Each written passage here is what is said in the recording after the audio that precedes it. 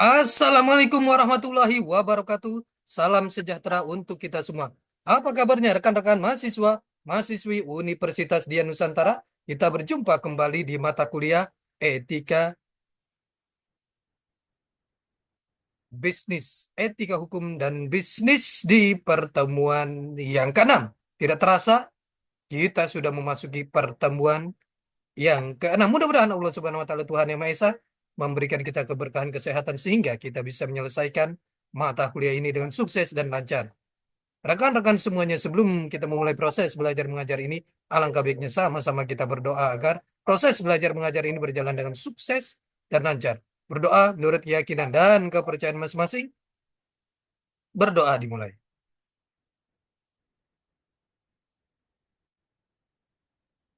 Selesai. Rekan-rekan semuanya, di pertemuan yang ke-6 ini kita akan membahas materi mengenai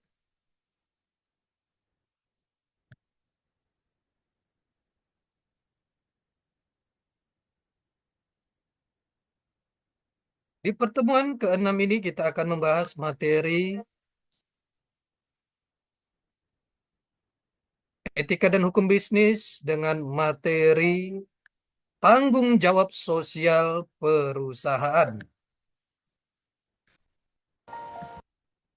Nah, materi yang menarik sekali.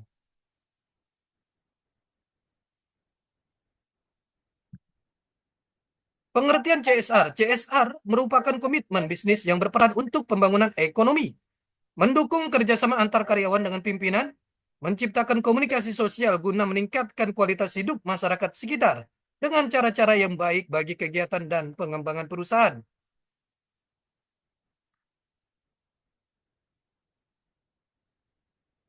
Menurut Kak Bertens 2001, bertanggung jawab berarti dapat menjawab bila ditanyai tentang perbuatan-perbuatan yang dilakukan. Tanggung jawab berarti bahwa orang tidak boleh mengelak. Bila diminta penjelasan tentang perbuatannya, jawaban tersebut diberikan kepada dirinya sendiri, kepada masyarakat, dan kepada Tuhan. Menurut website www.com, komitmen usaha untuk bertindak secara etis, beroperasi secara legal, dan berkontribusi untuk meningkatkan atau peningkatan ekonomi bersamaan dengan peningkatan kualitas hidup dari karyawan dan keluarganya serta komunitas lokal.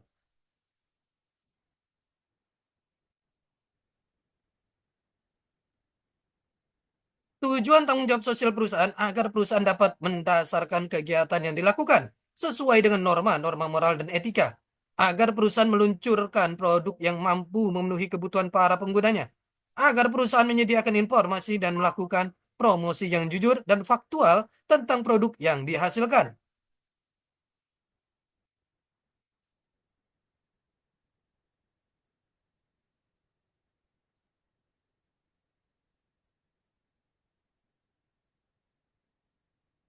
agar perusahaan memberikan informasi sisi saat kadaluarsa produk, kemungkinan efek samping, cara penggunaan yang tepat, kuantitas, mutu, dan harga dalam kemasan produknya untuk memungkinkan konsumen mengambil keputusan yang rasional, apakah akan atau tidak menggunakan produk tertentu.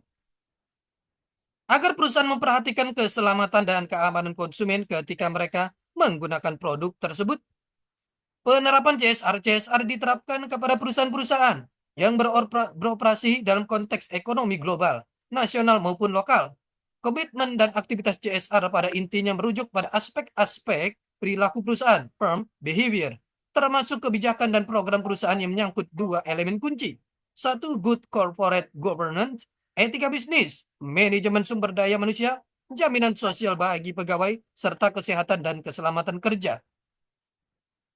Dua, good corporate responsibility, pelestarian lingkungan, pengembangan masyarakat, community development, perlindungan hak asasi manusia, perlindungan konsumen, relasi dengan pemasok, dan penghormatan terhadap hak-hak pemangku kepentingan lainnya. Elkington mengemas CSR ke dalam tiga fokus, 3P, yaitu profit, planet, dan people. Perusahaan yang baik tidak hanya memburu keuntungan ekonomi belaka atau profit, melainkan pula memiliki kepedulian terhadap kelestarian lingkungan planet dan kesejahteraan masyarakat people. Manfaat CSR mengurangi resiko dan tuduhan terhadap perlakuan tidak pantas yang diterima perusahaan, pelindung dan membantu perusahaan meminimalkan dampak buruk yang diakibatkan suatu krisis. Keterlibatan dan kebanggaan karyawan, CSR yang dilaksanakan secara konsisten akan mampu memperbaiki dan mempererat hubungan antara perusahaan dengan para stakeholdernya. Meningkatnya penjualan, insentif-insentif lainnya seperti insentif pajak, dan berbagai perlakuan khusus lainnya.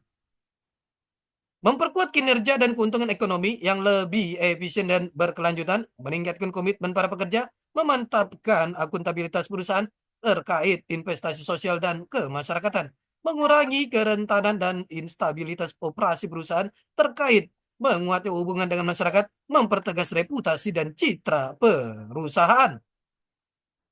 Implementasi dan pola model CSR dilakukan langsung oleh perusahaan dengan menyelenggarakan sendiri kegiatan sosial atau menyerahkan sumbangan ke masyarakat tanpa perantara. CSR dilaksanakan oleh yayasan atau organisasi sosial milik perusahaan atau grupnya.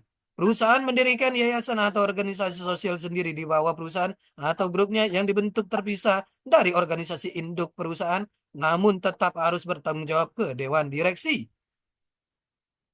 CSR melalui kerjasama atau bermitra dengan pihak lain. Perusahaan menyelenggarakan CSR melalui kerjasama dengan instansi pemerintah, perguruan tinggi, LSM, atau lembaga konsultan, baik dalam mengelola dana maupun dalam melaksanakan kegiatan sosialnya. Beberapa perusahaan tergabung dalam sebuah konsorsium untuk secara bersama-sama menjalankan CSR. Perusahaan turut mendirikan, menjadi anggota, atau mendukung suatu lembaga sosial yang didirikannya untuk tujuan sosial tertentu.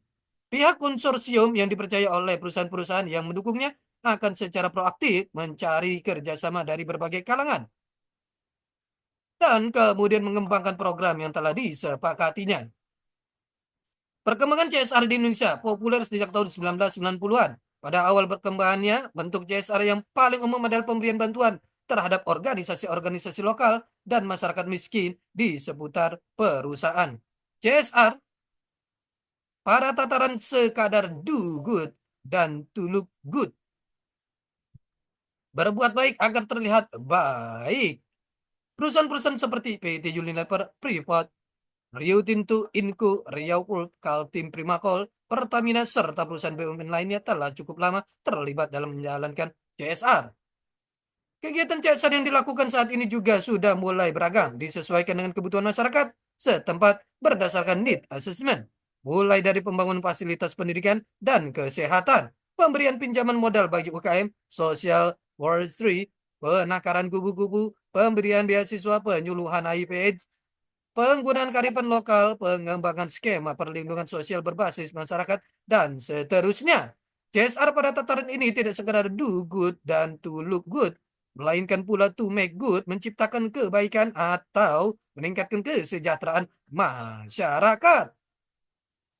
Program yang dilakukan oleh suatu perusahaan dalam kaitannya dengan tanggung jawab sosial di Indonesia dapat digolongkan dalam 3 bentuk, yaitu public relation, strategi dimensi, kegiatan yang berasal dari divisi perusahaan. Program pengembangan masyarakat di Indonesia dapat dibagi dalam 3 kategori, yaitu community relation, community service, dan community empowering. Perspektif global dipandang dari perspektif pembangunan yang lebih luas. CSR menunjuk pada kontribusi perusahaan yang terhadap konsep pembangunan berkelanjutan sustainable development, yakni pembangunan yang sesuai dengan kebutuhan generasi saat ini tanpa mengabaikan kebutuhan generasi masa depan. Dengan pemahaman bahwa dunia bisnis memainkan peran kunci dalam penciptaan pekerjaan atau kerja dan kesejahteraan masyarakat.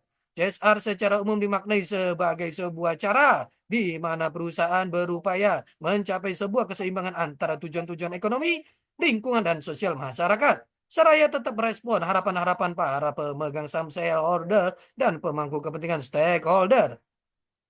Kewajiban sosial perusahaan, pihak perusahaan memiliki berbagai hak dan kewajiban. Contoh hak perusahaan, mengelola perusahaan berdasarkan pendekatan ekonomi, mengambil keputusan yang dipandang menguntungkan perusahaan, menentukan jenis produk yang akan dihasilkan di pasaran dan dipasarkan dan contoh kewajiban perusahaan, memperlakukan para karyawan dengan cara yang manusiawi, memberikan imbalan yang adil, wajar, dan setara dengan yang diberikan oleh perusahaan lain sejenis. Menempatkan karyawan pada jabatan dan tugas pekerjaan sesuai dengan pengetahuan, keterampilan, pengalaman, bakat, minat, dan kemampuannya. Melakukan penilaian kinerja berdasarkan kriteria objektif dan rasional. Mendapat perlakuan yang sesuai dengan harkat dan martabatnya, memperoleh imbalan yang memungkinkannya mempertahankan standar hidup yang wajar, memperoleh perlindungan hak untuk berserikat. Contoh kewajiban karyawan bekerja dengan kapasitas maksimal dan optimal, menghindari perilaku negatif yang dapat mengakibatkan terganggunya jalannya perusahaan, menunjukkan loyalitas kepada atasan, rekan setingkat, rekan dengan jabatan manajerial, dan para bawahan. Tidak mengajukan berbagai tuntutan yang tidak rasional. Kebijakan sosial dan korporasi manajemen agar upaya mengkorporasikan pemecahan berbagai permasalahan secara melembaga berlangsung dengan efektif. Manajemen perlu memberikan perhatian pada paling sedikit 5 hal, yaitu reorientasi manajemen, kebijakan sosial perusahaan pada tingkat makro sebagai komponen strategi akbar, model kinerja sosial perusahaan, proses pemberian respon terhadap permasalahan sosial, pemahaman rumusan kebijakan sosial perusahaan secara mikro. Tanggung jawab sosial perusahaan atau corporate social responsibility adalah bentuk kepedulian perusahaan terhadap lingkungan eksternal perusahaan melalui berbagai kegiatan yang dilakukan dalam rangka penjagaan lingkungan, norma masyarakat, partisipasi pembangunan, serta berbagai bentuk tanggung jawab sosial lainnya. Strategi pengelolaan tanggung jawab sosial perusahaan reaktif cenderung menolak tanggung jawab sosial, akomodatif melakukan tanggung jawab sosial untuk menghindari tekanan dari masyarakat. Rendah tingkat tanggung jawab sosial, tinggi defensif cenderung membela diri dalam menghindari tanggung jawab sosial, proaktif mengambil inisiatif-inisiatif dalam tanggung jawab sosial.